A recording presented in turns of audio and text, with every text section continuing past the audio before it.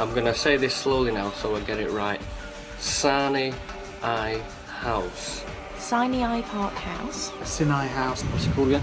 Sinai House, I think it is. Sinai Park House, actually. Where apparently there's supposed to be tons of paranormal activity. Who knows what this place is got in store for us tonight. And it's a beautiful house, you know, with such a beautiful story that goes alongside with it as well. And me and Ian arrived here yesterday just to get some external shots. And they said part of it's really habitable and they live in it, and then the other part's pretty much derelict. It's got tons of alleged paranormal activity, so much so I'm having difficulty learning for my pieces to camera. For instance, in the dining room there must be about 5 different apparitions that have been seen in there. A lot of the sightings here are full apparitions as well.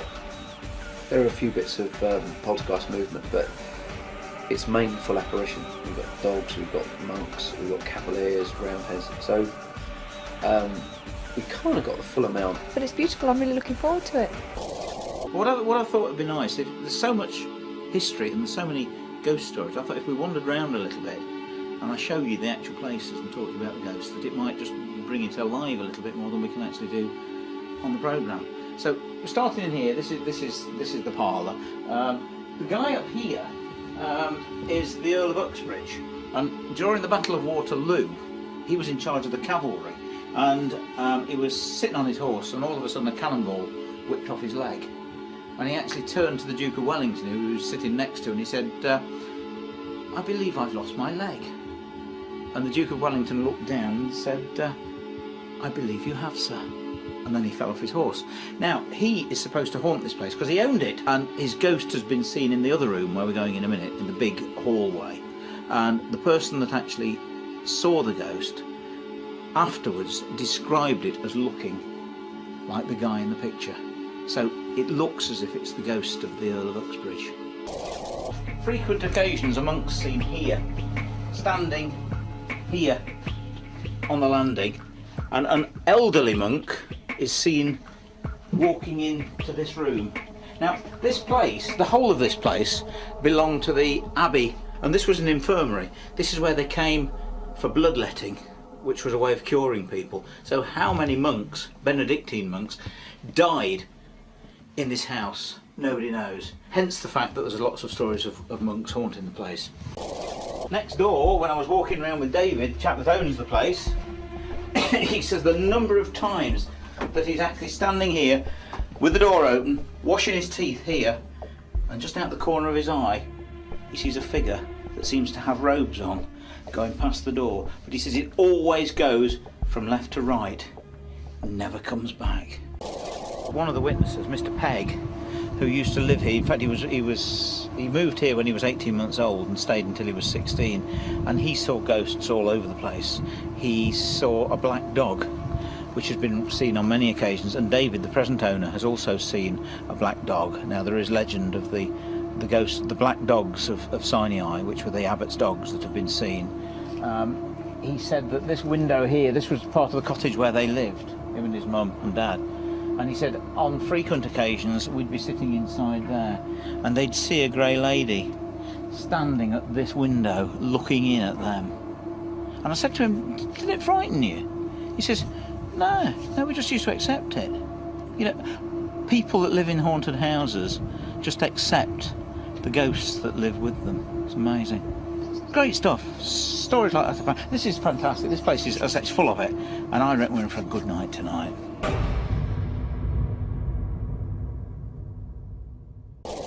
The only name that's really strong in this house is Henry. Mm-hmm. Henry's very strong. Right. But I haven't come across him with a monk on it. Okay, alright. Just done a walk round with David, and he got something. David always gets things right, but tonight he got the first name of somebody and he got the surname. Now that is unusual, even for a medium as talented as David. That is unusual. I can't. The surname is. It sounds like planets, but it's maybe Paget or Paget, something like that. Okay. Something like that. He seems also, he's getting a bit, he seems to be loosening up a bit of a ladies' man, very much a ladies' man, though not what he's known for. It's not a bad connection, so I hopefully he'll hang around. Oh, that'd be good. And give us some kind of signs that he is around. Okay. He got the fact that there were sick monks. He even talked about bloodletting. Now, I didn't even know what bloodletting was until we arrived here. Richard Felix took great delight in making us all squirm with tales of draining blood. They're bloodletting, so they're being allowed to bleed. What was that for? I guess it's to cleanse the system of toxins. It's Is that what they did? That's exactly what they would have done Oh, at that really? time, during that time, yeah. so it's almost, I can see it like running down their arms into cups, Oh. and the cups being collected and then them being. So yeah, a fantastic walk round. He got, as far as I know, everything he said was relevant, valid, true, whatever you want to call it. Fantastic. So I said earlier that there weren't any ghosts. David disagrees with me, not for the first time. So let's get some vigils done and see what we can find out. Can I just say something? What? Did you just hear a barking? No, something's just grabbed the side of my leg. That's a God's honest I truth. think it's It was Carl's Carl. fault. Is that what it is? Look at that. I was looking round and all I could see was gone. I'm sorry. That's all right, love. Could be. I'm lying on the bed trying to get shot. Oh, right.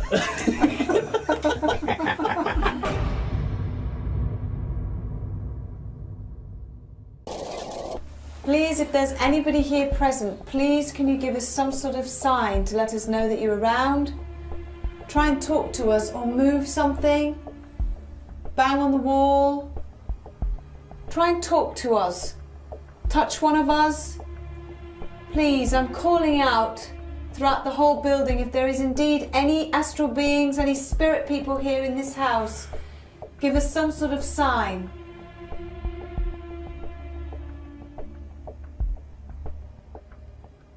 I had a bell ringing Did you?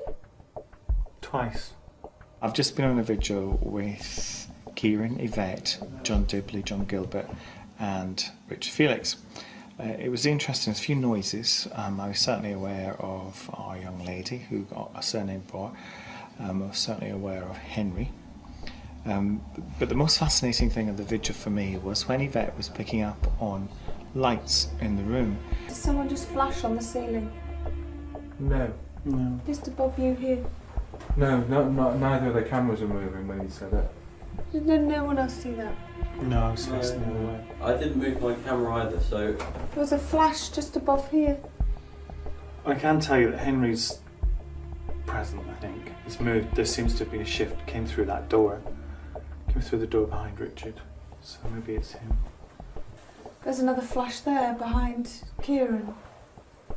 That's great if he's showing himself and it flashes the light. That's absolute textbook Take a step back. astral activity. If that's happening, I'm really excited. Now why that should be exciting for me is because often I see those flashes of light, and for me it indicates astral or ghostly, if you want, activity. What's interesting is now Yvette is starting to see it, and hopefully the rest of the crew will see it, and please one day we'll actually catch it on camera. There's another flash.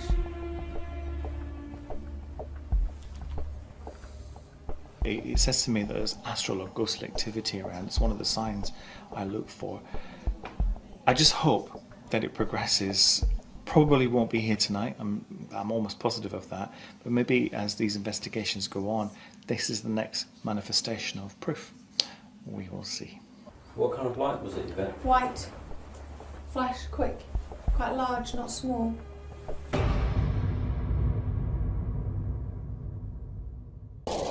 We've got various haunted sites here. We've got the derelict old building where a workman saw the figure of a woman peering out of one of those two dormer windows at the top. He fled, never came back again. 20-year-old lad. We've got the wall, the bridge over the moat, Right. where a grey lady, the Grey Lady of Sinai, is seen always on New Year's Eve. Oh, right. She's the girl that was reputedly murdered by a monk, and she reappears here on this bridge, although it's not the correct bridge. All right. It's a stone bridge put up in 1732, and there was a wooden bridge there before. Right. As we're walking down, the report of the builder seeing the grey lady reminds me of a case that I did in North Carolina Yeah? on a building site, and a couple of men reported seeing what they thought was the ghost of a child, and then a couple of other men in the same location thought they saw what they described as a small goblin. Right. Or elf. Yes. Speaking a very strange language that they couldn't understand. Even to the point where they took a photograph, and sure enough, at that point, just exiting, you could see the outline of a small figure. What actually happened was there was a security team that came in at the end of the builder's shift, so at the end of the day, as night started, and one of the security men was a Mexican dwarf. Oh no! Oh, lovely! Isn't that great? Oh, what a show! That's fantastic. There's stories of tunnels, as there always is with monks and monasteries and what have you. And the story is that the tunnel goes from the house, which is up there, all the way down to Burton Abbey, which is right over there. That's a long, long way. Wow. But if there are going to be any tunnels, escape tunnels, they're going to be a short distance like this. Right. And actually down here, you look down here, there is actually a doorway. There is something, and it goes up that way back towards the house. It's possible. It really is possible. Nothing? People laugh at this. They think it's not, because it's made to look like a Star Trek Yeah. tricorder. They think it's just a gimmick. It's not. It's actually made by a company who've now gone bust because they essentially made an environmental monitoring tool that you could have 4 sensors on. And they thought that Star Trek fans would buy it. So they sold it for what it's worth, which is about 500-600 quid. Yeah. Because they never sold it, because Star Trek fans are going to get fake ones. They're not going to fork out 500 or 600 quid. So it's real, and it's real. genuine, and it It does works. the sensors. It has a colorimeter on Yeah. it as well, so you can actually measure the colour of plants. Wow, that's great. And it didn't work. It didn't sell. It didn't sell because they were trying to market to, Star Trek fans. That's a shame. I'm going to be out here anymore, so I'm going to be big. Yeah, I think we've done our inside vigil, our outside vigil.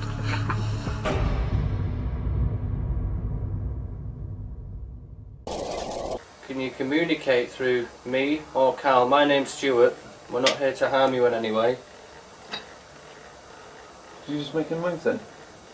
I made a move to turn round because I'd heard Before you something. turn. Before you turn. No. Right, basically, I've just been off on a vigil with Carl. We've gone into the derelict building. To sum it up in a nutshell, we've gone in there, we've asked out for things, and within a few minutes, I've started swaying from side to side. Carl's grabbed hold of me. I've got you, Stuart. You're okay. And I've said to Carl, just give me a minute. What happened? I don't know. You went really quick. You went. I just feel very, very lightheaded. All of a sudden, if you like, I've gone into some kind of, I don't know, like a dream almost. I've actually gone back 100 years in time, seeing how people were on that particular day. You alright, Stu? Stu? Stu, you alright? Shit. Stu.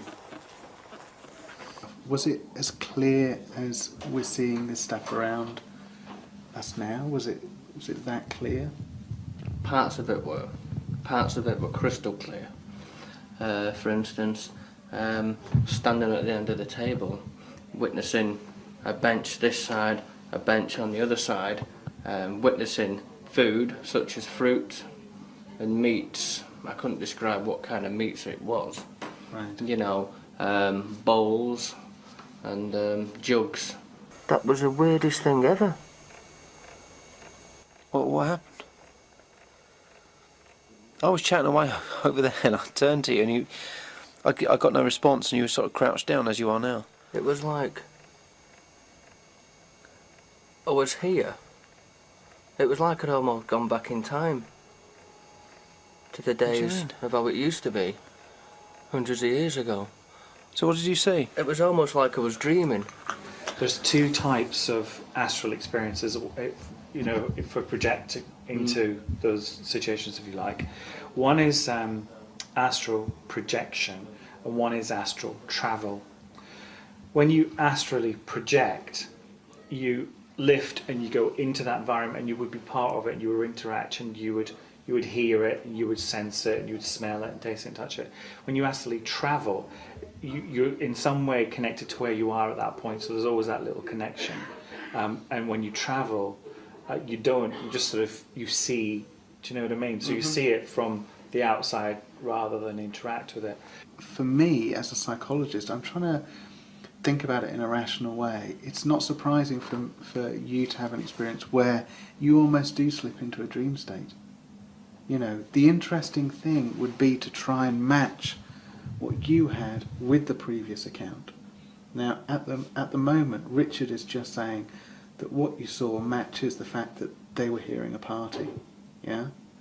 What would be nice is to get a lot more detail about that previous account in terms of what music is heard, you know, what sort of things they hear, because at the moment they're just reporting a party, and what you've witnessed is a party. Is that a coincidence? I wasn't joining in.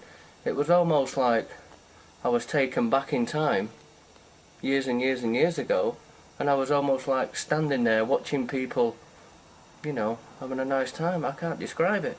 I guess at the end of the day, only you can decide what actually happened. Nobody else can decide that for you, and that's the beauty of it. Yeah. No one else had the experience. No one else can decipher it. You have to look at the different viewpoints and make up your own mind. What would have been really interesting is if you had done that and had some kind of semblance of consciousness, so you could actually say to Carl, "Oh my God, Carl, you won't believe what I'm seeing." Do you know what I mean? It's a shame that you were kind of flat out, completely gone completely. And I know you're not very good at history, but the sort of environment you describe is quite similar to what we're sitting in now. Very much the same. Yeah, so there's a possibility. Mirror image. Yeah, there's a possibility you may have taken visual cues from this particular area, and when you're in that particular area, thought about it in that respect, and when you're in this dream state, maybe given yourself those images, you know, and added bits to it and added the people to it. I can understand that. So that's a possibility. I'm not saying it's definite. I'd like to see if there's any definite match between the music that was going on there and the music that was heard by previous eyewitnesses. It wasn't scary, it wasn't nasty. It was quite a nice feeling, in all honesty. If it's proof for you, it's proof for you. If it just gives you more questions, even that's a good thing. But it's interesting, very interesting. It is, yeah. Thoroughly enjoyed it. Good. I would go back there again.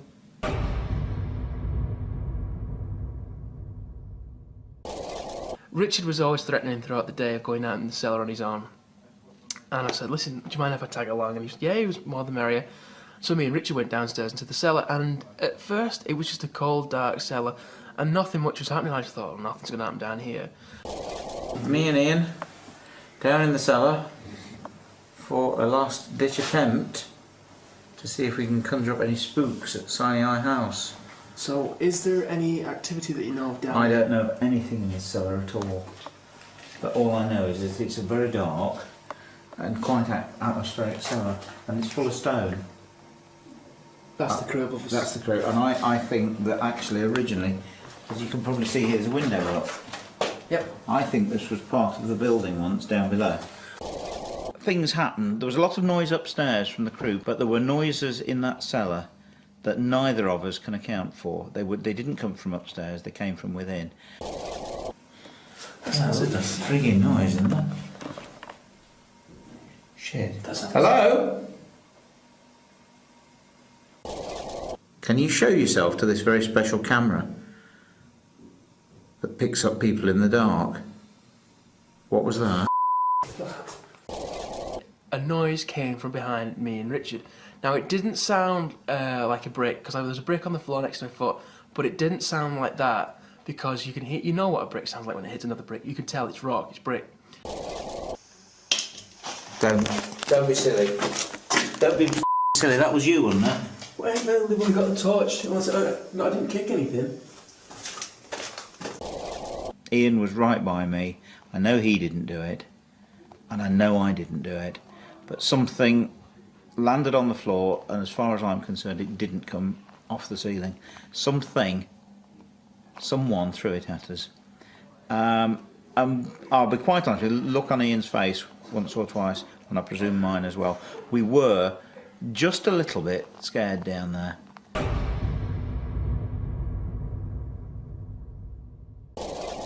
The ghosts were definitely there. There was a lot of noises in response to our questions, but nothing really happened.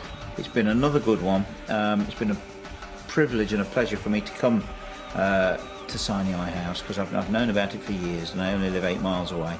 So another one ticked off the list. Fantastic night. All in all, I knew it was going to be a quiet location. It was quiet, but at the same time we did get a few interesting things. So I'm going to take my makeup off. As you can probably tell, I look like a complete pig, but I'm going to go to bed now, and I hope you join us for another Most Haunted Extra. See you soon.